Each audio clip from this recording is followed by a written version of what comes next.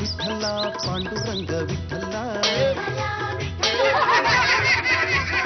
ಅಲ್ಲು ಸಲ್ಲ ಇಲ್ಲು ಸಲ್ಲ ಪಾಂಡುರಂಗ ವಿಠಲ.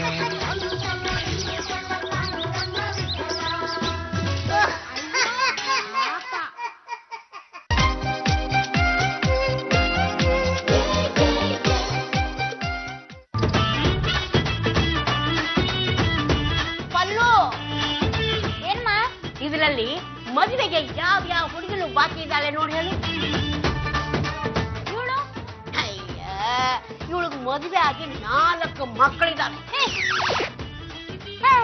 ಇವಳು ಅಯ್ಯ ಇವಳಿಗೆ ಮದುವೆ ಆಗಿ ಡೈವರ್ಸು ಆಗೋಯ್ತು. ಅಮ್ಮ, ಮದುವೆ ಆಗಿರೋ ಹಳೆ ಫೋಟೋಗಳನ್ನೆಲ್ಲ ಯಾಕೆ ಇಟ್ಕೋತ್ಯಾ? ಮದುವೆ ಆದವಳು ನಮಗ್ ತಾಂಬೂಲ ಕೊಟ್ರೆ ತಾನೇ ಇವಳು ಮದುವೆ ಆಗಿದೆ ಅಂತ ನಮಗ್ ಗೊತ್ತಾಗೋದು.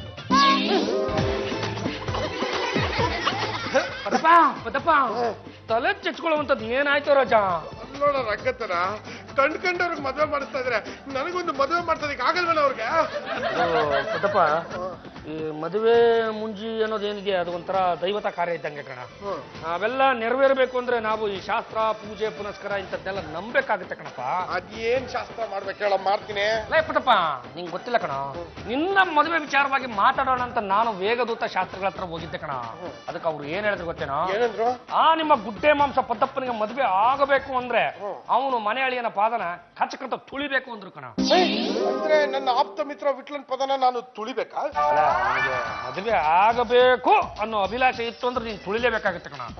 ಅಂತ ಒಂದು ತುಳಿಯುವಂತ ಸುಸಂದರ್ಭದಲ್ಲಿ ಈ ಅಶ್ವಿನಿ ದೇವತೆಗಳು ಅಂತ ಏನಿರ್ತಾರೆ ಅವರು ಮನೆ ಕಾಂಪೌಂಡಿನ ಮೇಲೆ ಕುತ್ಕೊಂಡು ಅಷ್ಟು ಅಷ್ಟು ಅಂತ ಹೇಳ್ತಾ ಇರ್ತಾರಂತೆ. ನೀನು ಕನಿಷ್ಠ ಪಕ್ಷ ಗಂಟೆಗೆ ಏನಿಲ್ಲ ಅಂದ್ರೂ ಒಂದು 3 ಸಲ ಒಂದು ಪಾದನ ತುಳಿದ್ರ ನೀನು ಗ್ಯಾರಂಟಿ ಮದುವೆ ಆಗುತ್ತೆ. ಈಗ್ಲೇ ಮಾಡ್ತೀನಿ. ಸರಿ, ನಾನು ಹೊರಡ್ಲಾ? ಸರಿ ಕಣಪ್ಪ. ಥ್ಯಾಂಕ್ ಯು ಕಣ. ಲೇ ವಿಟ್ಲ, ಒಂದ್ ಸ್ವಲ್ಪ ಬಾರೋ ಇಲ್ಲಿ. ಅದೇನು ಬೇಗ ಹೇಳ, ನಾನು ನಿದ್ದೆ ಮಾಡ್ಬೇಕು. ಎಂತ ಆಶ್ಚರ್ಯ ಗೊತ್ತೇನೋ, ಆಕಾಶದಲ್ಲಿ ಹೋಗ್ತಿರೋ ವಿಮಾನ ಮನೆಯಿಂದಲೇ ಕಾಣಿಸ್ತಾ ಇದೆ. ಹೆಂಗೋ? ಅಲ್ಲಿ ನೋಡು.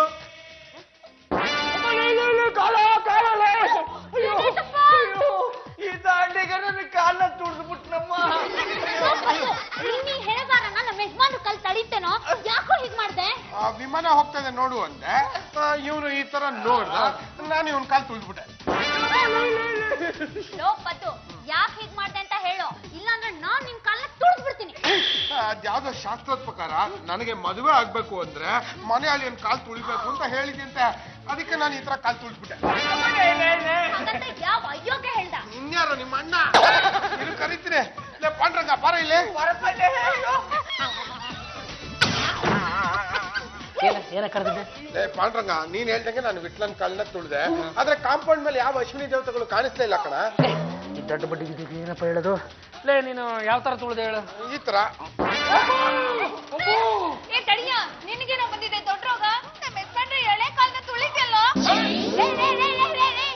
ಯಾಕೆ ಹೀಗೆ ಬಡ್ಕೋತಾ ಇದ್ದಿಲ್ಲ? ಅಲ್ಲಿ ನನ್ ಕೆಲಸ ಮಾಡಕ್ಕೆ ಆಗ್ತಾ ಇಲ್ಲ. ಇಲಾದಿಗಳು ಬರ್ಬೇಕು ಬೇಡ್ವಾ? ನೋಡಿ ಅತ್ತೆ, ಈ ದಾಂಡ್ಗ ನಮ್ಮ ಯಜಮಾನ್ರು ಕಾಲ್ ತುಳಿದ್ಬಿಟ್ಟಿದ್ದಾನೆ, ಸರಿನಾ? ಮನೆಯಲ್ಲಿ ಏನ್ ಕಾಲ್ ತುಳಿದ್ರೆ ಬೇಗ ಮದ್ವೆ ಆಗುತ್ತೆ ಅಂತ ಇವನೇ ಹೇಳಿದ್ದು. ಈ ನನ್ನ ಮಗ ಹೇಳ್ದ ಅಂತ ನೀನ್ ನಂಬಿಟ್ಯಾ? ಯಾಕೆ ಅವ್ನು ಹೇಳೋದಲ್ಲ ಸುಳ್ಳ? ಅವನು ಸಮಯಕ್ಕೊಂದು ಸುಳ್ಳು ಬಿಡ್ತಾನೆ. ಅದು ಸುಳ್ಳು ನಿಜು ಅಂತ ಅವನಿಗೆ ಗೊತ್ತಿಲ್ಲ. ಸತಿ ನಮ್ಮ ಯಜಮಾನ್ರು ತಂಟೆಗೆ ಏನಾದ್ರು ಬಂದ್ರೆ ಏನೇ ಮಾಡ್ತೀಯಾ? ಏನ್ ಮಾಡ್ತೀನ? ಏನಾಯ್ತಾ? ನಿನ್ ಕಾಲ್ ತುಳಿದ್ನಲ್ಲ, ನನ್ ಕಾಲ್ ಹುಡುಕ್ತು. ಲೆಪ್ಪತ್ತು, ಈ ನಿನ್ನ ಮುಸುಡಿನ ಯಾವ ಹುಡುಗಿನ ಒಪ್ತಾ ಇಲ್ವಲ್ಲೋ?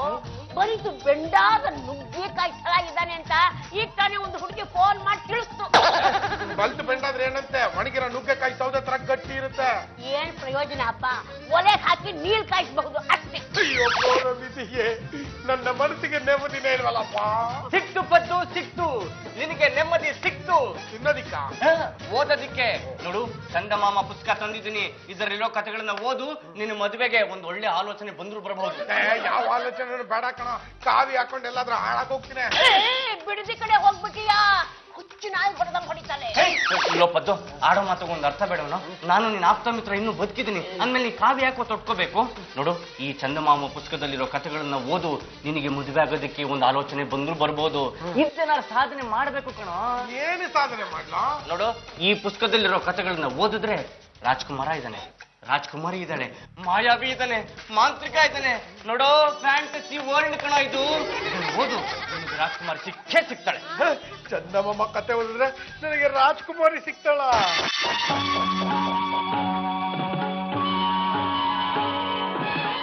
ಎಲ್ಲರೂ ಬನ್ನಿ. ಓ ಮೈ ಗಾಡ್, ಅತ್ತೆ ವಾಟ್ ಇಸ್ ದಿಸ್? ಪಾಳ್ಳೆಗಾರ ಡ್ರೆಸ್ ಹಾಕೊಂಡ್ಬಿಟ್ಟಿದ್ರಾ?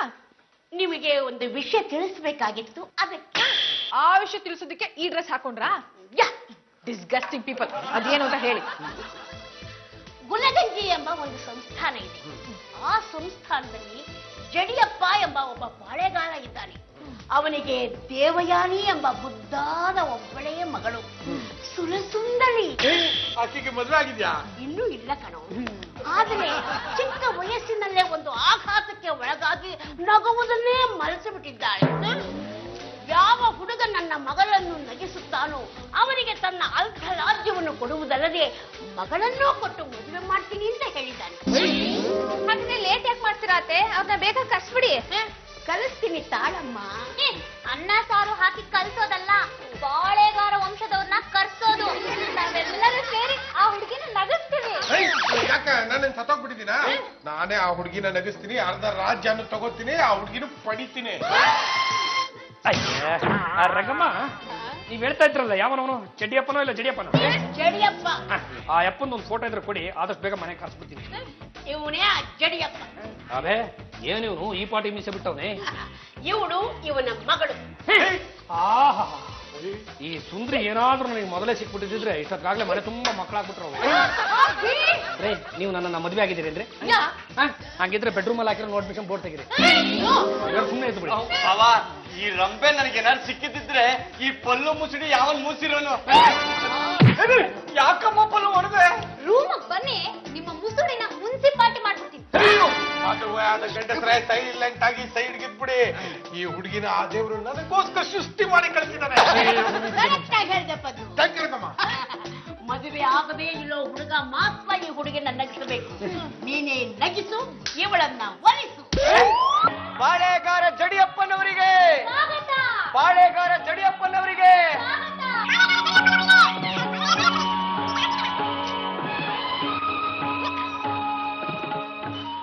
ರಂಗಮ್ಮನವರೇ, ಇಂದೇಕೋ ನಿಮ್ಮ ಮುಖದಲ್ಲಿ ಆತಂಕ ಮಡುಗಟ್ಟಿದೆಯಲ್ಲ? ಅದು ಕಸ ವಿಲೇವಾರಿ ಆಗ್ತಿಲ್ಲ. ಗ್ಯಾಸ್ ಸಮಸ್ಯೆ. ಸಂತೋಷ ಪಡುವ ವಿಚಾರಕ್ಕೆ ದುಃಖ ಏತಕ್ಕೆ? ಬಡ್ಕೋಬೇಕು. ಅಡಿಗೆ ಮಾಡೋದಿಕ್ಕೆ ಗ್ಯಾಸ್ ಬೇಕೇ ಬೇಕು. ವರ್ಷಕ್ಕೆ 6 ಸಿಲಿಂಡರ್ ಕೊಟ್ರೆ ಯಾವ ಮೂಲೆಗೆ? ರಂಗಮ್ಮನವರೇ, ಅದೋ ನಿಮ್ಮ ಆತಂಕ. ಅದರ ಬಗ್ಗೆ ನೀವು ಆತಂಕ ಪಡುವುದು ಬೇಡ. ನೋಡಿ, ಈಕೆ ನನ್ನ ಮಗಳು ದೇವಯಾನಿ.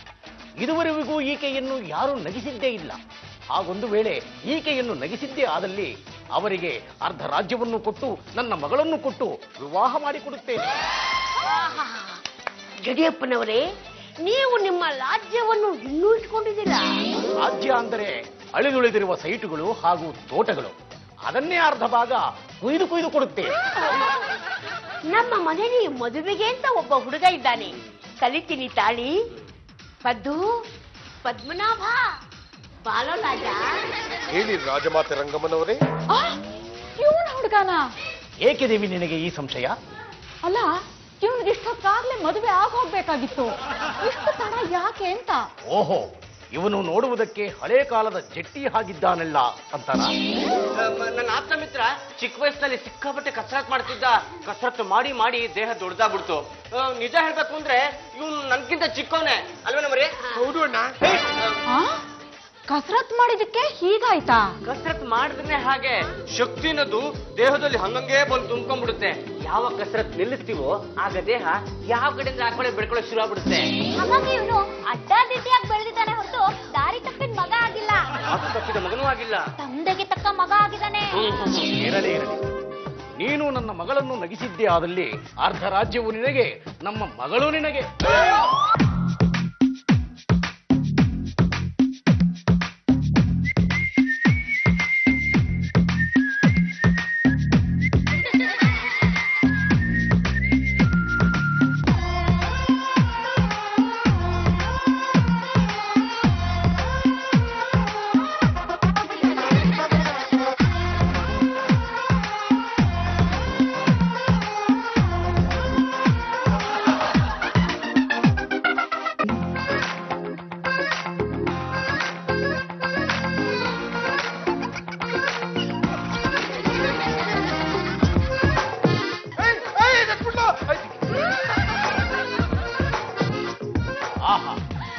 ಆಹಾ ಅಲೆ ಅಲೆ ಪದ್ದು ನಮ್ಮ ಮಗಳು ನಕ್ಕುಬಿಟ್ಲು. ದೇವಿ ನಮ್ಮ ಮಗಳು ನಕ್ಕುಬಿಟ್ಲು. ಹೌದು ಪ್ರಭು, ನಮ್ಮ ಮಗಳು ನಕ್ಕುಬಿಟ್ಲು. ಆಹಾ ಪದ್ದು, ಪದ್ಮನಾಭ, ನಿನ್ನನ್ನು ನಾನು ಏನೋ ಅಂದುಕೊಂಡಿದ್ದೇನೆಯ್ಯ. ನೀನು ನಮ್ಮ ಮಗಳನ್ನು ನಗಿಸಿದ ಕಲಾವಿದ, ನಿಜಕ್ಕೂ ನೀನು ಕಲಾಕಾರ. ಪದ್ದು, ನಿಮ್ಮನ್ನ ಮೊದಲನೇ ಸತಿ ನೋಡಿದಾಗ ಯಾರಿದು ಬೆಣ್ಣೆ ಮುದ್ದೆ ಅಂತ ಅನ್ಕೊಂಡಿದ್ದೆ. ಆದ್ರೆ ನನ್ನ ನಗ್ಸಿದ ಮಹಾಪುರುಷ ನೀವು. ನೀವೇ ನನ್ ಗಂಡ, ನಾನೇ ನಿಮ್ ಹೆಂಡತಿ. ಏನಾಯ್ತು? ಹೃದಯದಲ್ಲಿ ಲೈಟ್ ಆಗಿ ವೀಣೆ ನುಡಿತು. ಓಂ ಕಾಳಿ, ಭದ್ರಕಾಳಿ, ಮಂತ್ರಕಾಳಿ, ಅಬ್ರಕ ಡಬ್ರ. ಓಂ ಅಮ್ಮ ತಾಯಿ, ಬಲಿಗೆ ಎಲ್ಲ ಸಿದ್ಧತೆಯನ್ನು ಮಾಡ್ಕೊಂಡಿದ್ದೀನಮ್ಮ. ನೀನು ನನಗೆ ಒಲಿಬೇಕು, ನನ್ನ ಆಸೆಗಳನ್ನ ಈಡೇರಿಸಬೇಕು ತಾಯಿ. ದುರ್ಗಯ್ಯ, ನಿನ್ನಂತ ಮಂತ್ರವಾದಿ ಸಿಕ್ಕಿದ್ದು ನನ್ ಪುಣ್ಯ.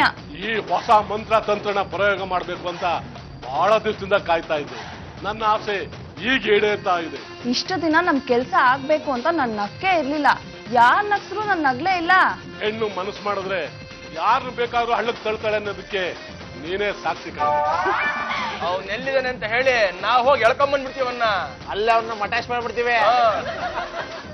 ಅಯ್ಯೋ ಮೂರ್ಖರ, ಅವನ್ನ ಬಲಿ ಕೊಡ್ಬೇಕಾದ ಅಲ್ಲಲ್ಲ, ಇಲ್ಲಿ ದೇವಸ್ಥಾನದಲ್ಲಿ ಸಿಂಪಲ್ ಆಗಿ ಮದ್ವೆ ಆಗ್ತೀನಿ. ಮದ್ವೆ ಆಗಿದ ತಕ್ಷಣನೇ ನಮ್ ಕೆಲ್ಸನ ಮಾಡ್ ಮುಗಿಸ್ಬಿಡೋಣ. ತಗೊಳ್ಳಿ ಒಂದ್ ಫೋಟೋ. ಇವನೇ ಪದ್ದು. ಓಹೋ, ಉದ್ದಕ್ಕೆ ದಪ್ಪಗೆ ಒಳ್ಳೆ ಬನ್ನೂರು ಕುರಿ ಇದ್ದಂಗಿದ್ದಾನೆ. ಇವನ್ನ ನಮ್ ದೇವಿಗೆ ಬಲಿ ಕೊಟ್ರೆ ಇವನ್ ಬಿಸಿ ರಕ್ತದಿಂದ ಸಂತೃಪ್ತಳಾಗಿ ನಮ್ಮ ಇಷ್ಟಾರ್ಥಗಳನ್ನೆಲ್ಲ ಈಡೇರಿಸ್ಬಿಡ್ತಾಳೆ ನನ್ನ ತಾಯಿ.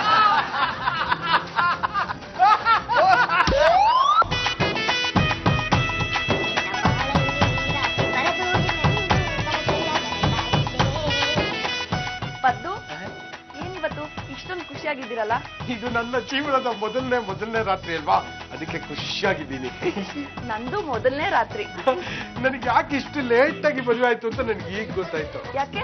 ಆ ಬ್ರಹ್ಮದೇವ ನಿನ್ನಂತ ಚೆಂದೊಳ್ಳಿ ಚೆಲುವೆ ಸಿಗ್ಲಿ ಅಂತ ನನ್ನ ಇಷ್ಟು ದಿವಸ ಕಾಯಿಸ್ಬಿಟ್ಟ. ಪದ್ದು, ನಿಮ್ಗೆ ಒಂದು ಕ್ವೆಶನ್ ಕೇಳ್ತೀನಿ. ನಿಜವಾಗ್ಲೂ ಇದು ಮೊದಲನೇ ರಾತ್ರಿನಾ? ಹೌದು, ನನ್ನ ಹಣೆಗೂ ನಮ್ಮ ಅಪ್ಪನ ಹಣೆಗೂ ಆ ಗಂಡಗಲೇಶ್ವರನ ಹಣೆಗೂ ನಂದು ಇದು ಮೊದಲನೇ ರಾತ್ರಿ. ನಾವ್ ಈ ತರ ಮಾತಾಡಿ ಆಡಿ ಕಾಲ ಕಳಿಯೋದ್ ಬೇಡ, ಇಲ್ಲಾಂದ್ರೆ ಆ ಪಾಂಡುರಂಗಂಗ್ ಆಗಿರೋ ಗತಿನ ನಮಗೂ ಆಗ್ಬಿಡುತ್ತೆ.